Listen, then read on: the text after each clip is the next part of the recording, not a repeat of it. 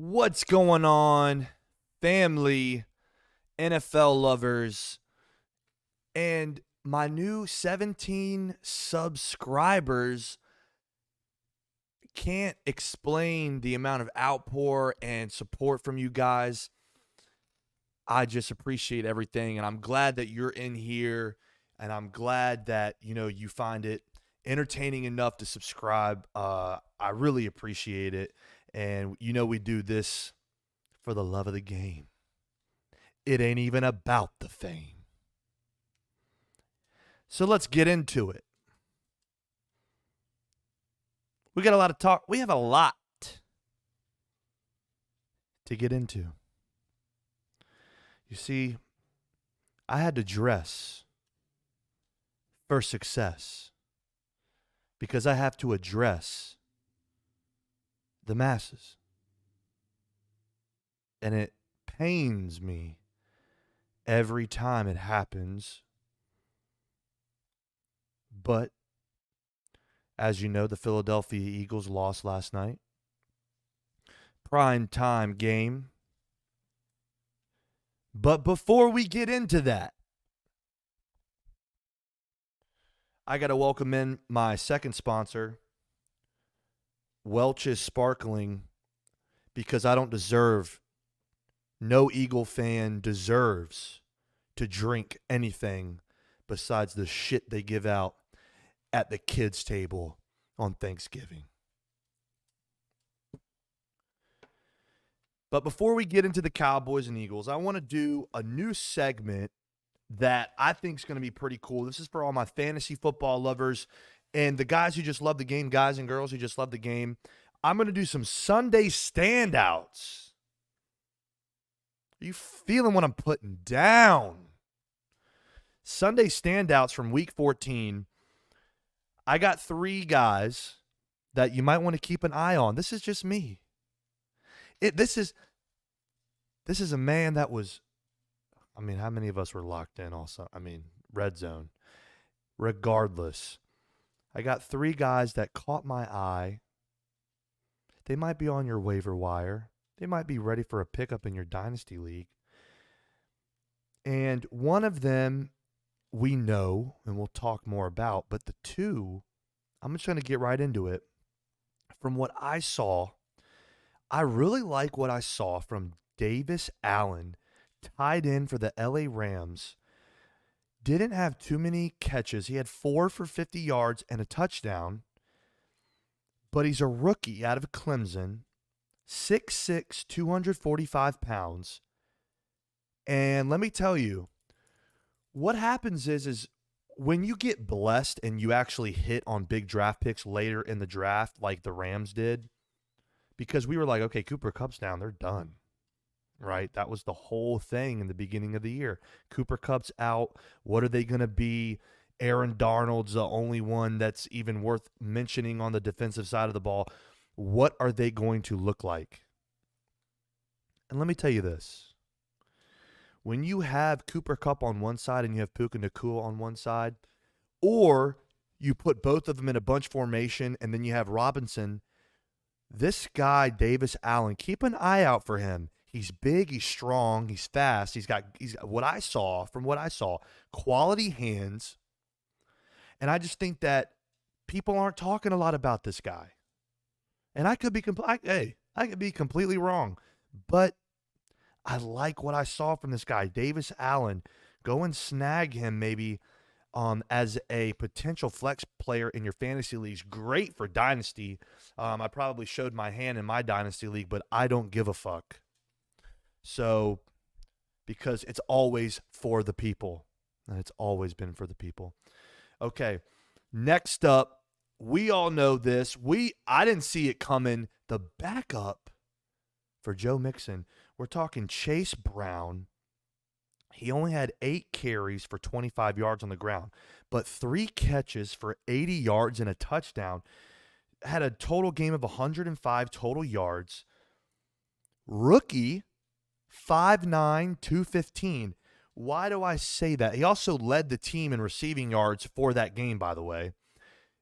And what's crazy about that is you have Jamar Chase Tyler Boyd, Higgins, like arguably the three best receivers on the same roster in the NFL. You can make the argument for sure. Now Higgins has had a setback year, but you can, and Tyler Boyd, it just got the sure hands. But to lead your team as a rookie with those types of guys, I think it's worth mentioning. So Chase Brown, rookie, another dynasty snag. And this is the guy you may have heard. You may have heard about him. He may have fucked your mom. His name's Zach Wilson. And I'll tell you what, 27 of 36 for 301 yards, 2 TDs. The best game he's ever played, ever.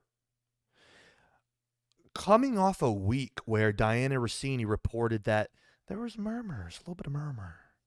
There were some whispers. There were some whispers in the front office. Said this man doesn't even want to play. He said, oh, wait a second. CJ Stroud's coming to town?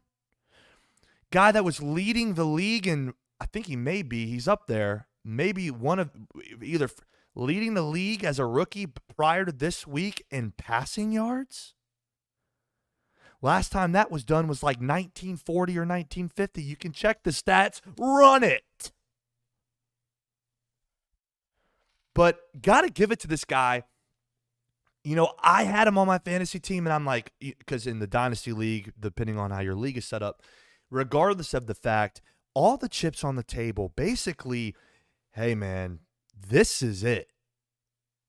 This is all we got for you.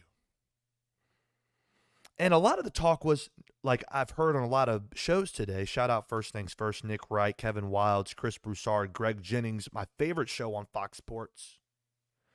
Eric Mangini, honorable mention. And they talk about how out of all the chatter and they said, Nathaniel Hackett, is he this, is he that? 301 yards with Zach Wilson, 2 touchdowns against the Texans. We didn't see that coming. I didn't see that coming. Has to be in the Sunday standouts for Week 14. Now, we're going to get into a lot of stuff, but before we get into the Cowboys, Eagles, my reaction, what I think about Dak, what I think about the Cowboys, their fans, everything. What I'm going to talk about is the Chiefs-Bills game, because let me tell you something.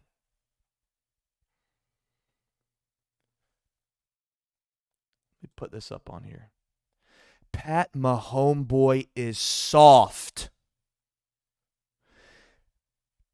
Timeout.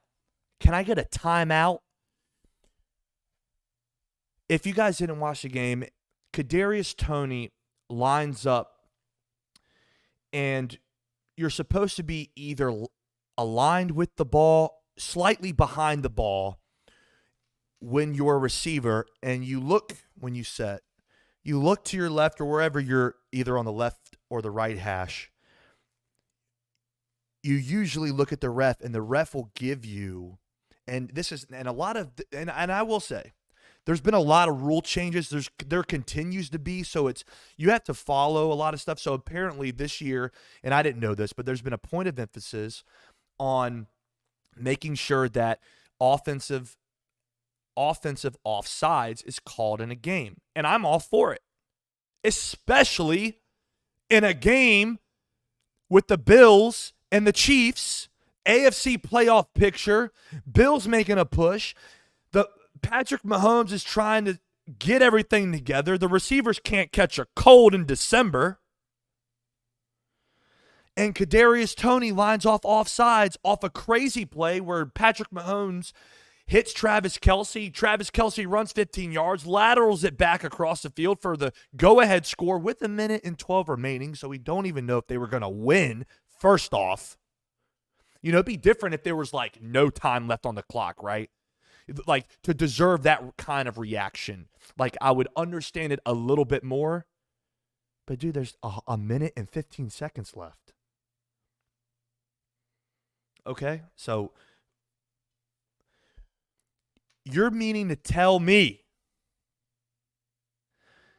that the Eagles lost the Super Bowl last year after tying it up with a 2-point conversion from Jalen Hurts muscling his way into the end zone. The Chiefs get the ball. They go down the field to get in field goal range. And I'm not sure because I haven't rewatched the game because it still hurts my fucking soul. I'm not going to lie to you. I'm going to be transparent. Always on the Philly special or the B-Cohn special because of the Philly special. Right behind me, right here. Nick Foles. Right there. And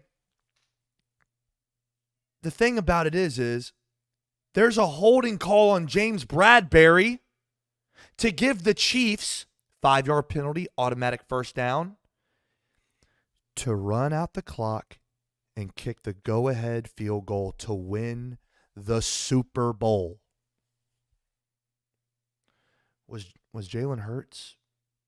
Did you see Jalen Hurts or any Eagle player act like that? No. Voice crack on the side, hell no. No one did. And if anything, and what's crazy is a lot of talking heads in the media, they came at Eagles fans and some players on the defensive line because our defensive line was better. We had Hargrave, we had a couple different pieces that we didn't have this year, that we don't have this year. And so what's crazy is the fact that we were told that, why are you guys bitching and moaning about the field? And we weren't even really bitching and moaning. We were just saying, hey, it's the Super Bowl. You don't think you could have got the gridiron ready? You don't think you could have got the most watched television event every year besides the World Cup, which only happens once every 4 years? More than the Olympics by a lot, I would think. Has to be. That you're not going to have the field ready? But hey, look. Okay, on to the next one. Hey, and we're 10-3, tied for the number one record in the league with the 49ers, Dallas Cowboys, the Ravens, and the Eagles. Okay, after losing the Super Bowl with a rookie offensive coordinator and a rookie defensive coordinator. Okay, so that's the point, man. Why are you so soft? You were visibly upset, and it's so blatantly obvious that he lined up. He might as well have been rolling dice with the linebackers. He was so far offside. You got to be kidding me, man. You're a 2-time Super Bowl champion. You just got, I don't even know. What is it? What was his contract worth? You got over $250 million. Man, you better walk your ass to the locker room. What do you think this is? 2-time Super Bowl champion. Give me a break. Especially when there's a lot of things going for Buffalo in this scenario because they need the game more. They're 7-6. They're on the outside looking in. Kansas City's kind of like Kansas City and the Philadelphia Eagles are very similar of how, we're kind of going down and it's not, back-to-back losses for the Philadelphia Eagles against two great teams. I'm not saying that Dallas is not a great team. They are a great team. And so that's got to be mentioned first. Pat Mahomes, stop being soft. You're a champion, 2-time. Come on, man. You got kids and come on, man. And to piggyback off my man Chris Broussard, you need to take that intensity that you were given to the refs, and in the receiving room, you need to have a conversation. Let's just be honest. You need to have a conversation. There's a reason why New York let go of number 19. Now, granted, you can say that he solidified that Super Bowl victory with that punt return, longest in Super Bowl history. So that cannot be misstated. That cannot go unstated. Because here we give you the facts. Here we give you the numbers.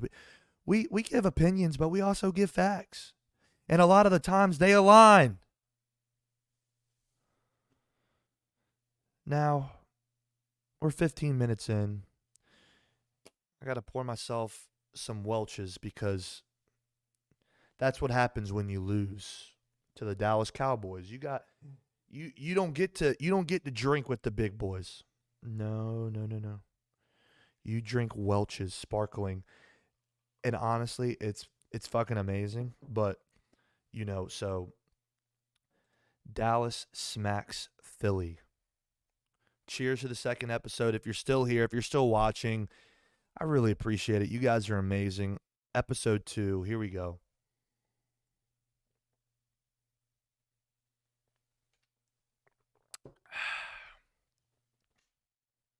Dallas smacks Philly. What are my original takeaways? What am I feeling in my soul? What am I feeling? What are we feeling as a collective NFL cohesive organism? Fans, I mean. What do we think about the Philadelphia Eagles? Well, let me tell you what. You take any team, I don't care if it's the 49ers who lost 3 in a row. Let's not forget. Browns, Vikings, I can't off the top of my head, okay? 49ers lost 3 in a row. So, what am I feeling? I'm feeling that the Cowboys have really done a beautiful job of building a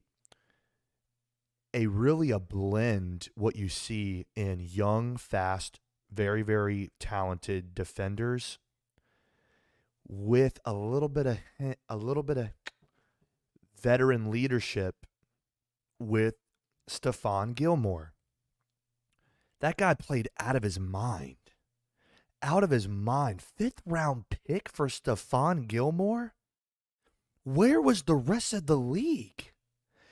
This guy stripped A.J. Brown.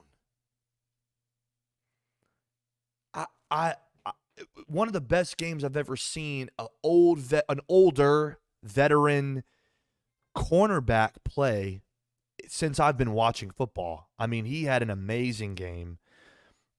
Micah Parsons off the line, first play, gives Lane Johnson a bloody nose, and I'm like, okay, here we go. That's the one person you don't want to do that to. And that was basically, I mean, Micah got 1 sack where he kind of got Lane on his heels. But other than that, he was quiet the rest of the night. So I think, obviously, Lane Johnson won that battle. I think that Micah Parsons gave him some good blows, but Lane Johnson definitely won the battle. But, it's upsetting, and when I say, going to the Eagle side, it's upsetting to see your 3 best players commit turnovers. Like, that just can't happen. You're not going to win games. And the Dallas Cowboys still only beat us by 20 points. Now you're like, well, 20 points, that's 3 touchdowns. I gave the ball to you 3 times. We didn't score in the red zone 2 times, or we fumbled in the red zone multiple times. At least Jalen Hurts' fumble was in the red zone. That's points on the board. So that's a 10-point swing in one play. And then furthermore, here's the thing. Once we had the fumble recovery for a touchdown, it's 13-27. I think it's at the beginning of the 4th quarter. Jalen Hurts throws a dime in the back of the end zone to Devontae Smith. Devontae Smith drops the ball. That's 20-27 right there. Now, granted, I still think that Dallas probably would have won the game. We're here for objectivity here. They just look sharper. The plays look cleaner. The defense looked better all around. And now, granted, they're 14-0 at home. You're at home. And I didn't know this. Cowboys are coming off of 10 days of rest. The 49ers came off of 10 days of rest. The Eagles in the last, okay, so we play Seattle this coming week. In the last 5 weeks, we've played the Bills, the Chiefs, the Cowboys once, the 49ers, and then the Cowboys again. Now, you can make an argument that all 5 of those teams are going to be in the playoffs and are all Super Bowl contenders, besides the one being Buffalo. And really, wild card spot, anything can happen. 2011 Giants, anything can happen. So, and then we have Seattle, that's not going to be an easy win. They're fighting for everything they have right now. I mean, you look at that 6-game stretch and you tell me what team is going to come out unscathed. We weren't going to go undefeated. And now we go to Dallas, we come back, we got to go to Seattle, we got to come back. So it would not surprise me if we lost this game. Now, granted, I hope we don't, but it wouldn't surprise me if we lost this game. And I'll tell you what else, that Dallas has a huge advantage. Dan Quinn had a masterful game plan the week prior. DK Metcalf destroys Deron Bland. And I'm thinking, okay, A.J. Brown is literally what DK Metcalf is. And I'm thinking he's going to have a great game. Dan Quinn used to be the head coach of the Atlanta Falcons when they went to the Super Bowl 28-3. You have at Dallas, you have Mike McCarthy, a Super Bowl champion, coached Aaron Rodgers, and the defensive coordinator, coached the Atlanta Falcons, MVP year for Matt Ryan, all that stuff, defense flying around everywhere, ends up losing in the Super Bowl, which they should have won. Sorry to my boy C. Gant. I know that hurts still to this day. But you have to realize this is the next, and when you follow me and the other guys that we'll have on the pod, this is the next level of fandom, is understanding it doesn't, all right, this is the chess part of the game. I'm a chess player. This is the chess part of the game. You can have the best talent. It doesn't matter. What schemes are you running? What are the schemes that you're talking about in practice? What are you looking for? What nuances? Also, the cornerback coach, the DB coach for Dallas, amazing. And I just think that we got out-coached again. I have a rookie offensive coordinator. I have a rookie defensive coordinator. Fletcher Cox, I mean, he looked young. He's getting a little older. Brandon Graham getting a little older. We're older. We're a little bit slower. And the young guys aren't getting a lot of reps. We're not running the ball. There's a lot of things that are going bad. There's a lot of things that are not going our way right now. And I think, and shout out Creets, Nick Dietz, we were talking today. We're gonna, and you know what? We are gonna be fine. He says you're gonna be fine. We're gonna be fine. Eagles fans, this is for you. This is for you, man. This is for you. And we're going to be okay. We're 10-3. Relax. We have the Giants, the Cardinals, the Giants to finish out the year. At worst, we're 13-4. We're running the gauntlet on those teams. And if we don't, I don't know what I'm going to drink, because it can't be Welch's. I don't know what I'm going to do. But assuming let's just say we lose to Seattle, which I don't think we will, but it's very possible. Very possible the way we're playing, the type of tape we're putting out there. My defense is playing atrocious. But I can't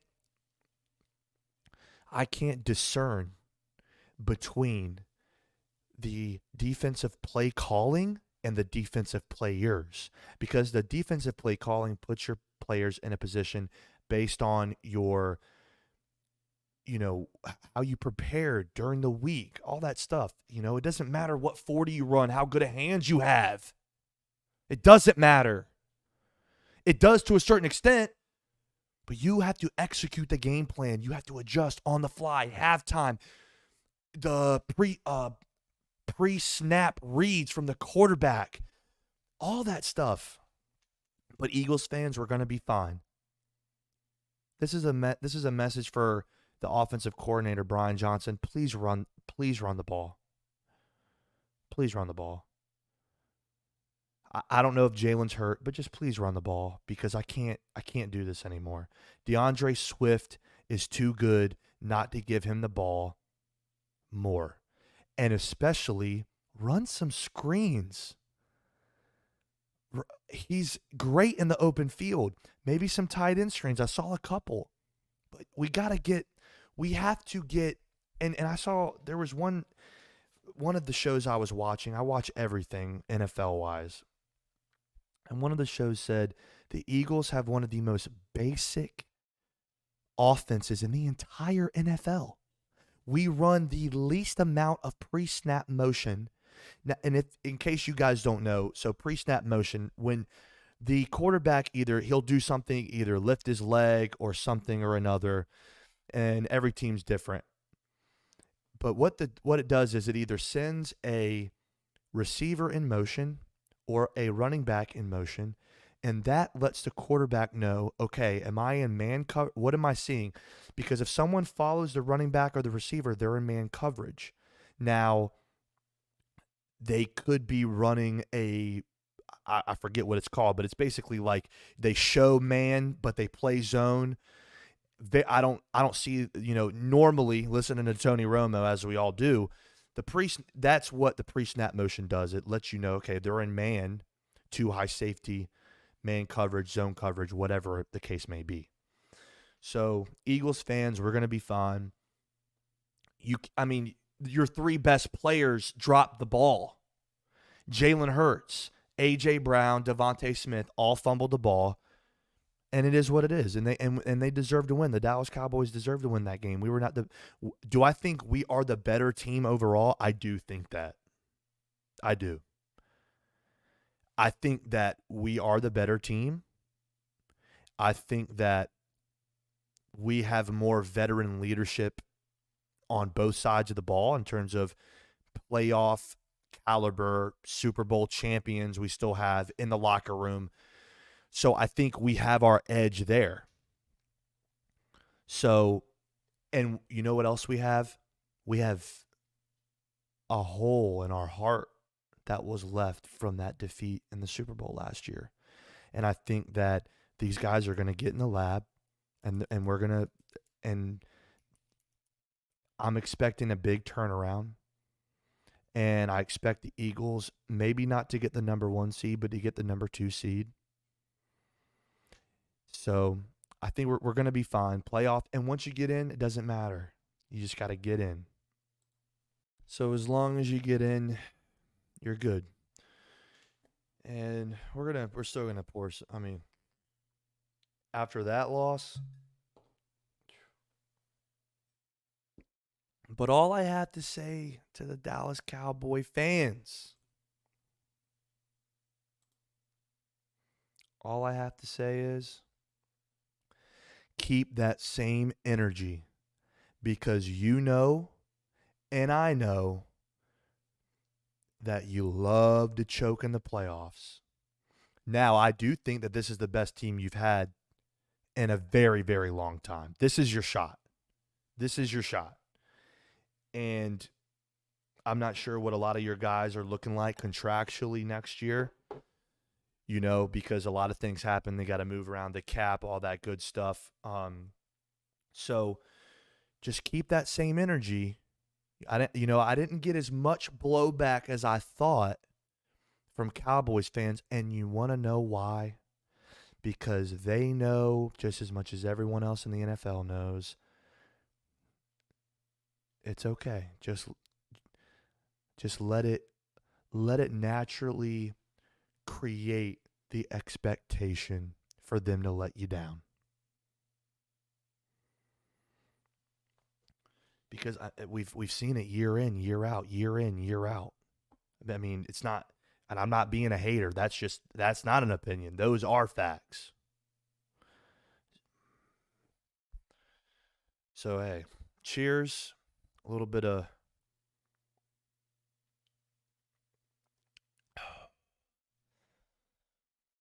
man. Once you get older, you get real soft, but I love it. So yeah, that's gonna be episode 2, guys. I really appreciate you guys. If you guys lasted all the way, hit the like, subscribe button, share this. We're going to be on here every week until the end of the season. You know the playoffs are going to be great. You know these last 4 weeks of the season are going to be amazing. And I'm excited.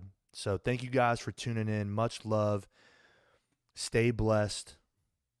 And this is the second episode of the B-Cohn special.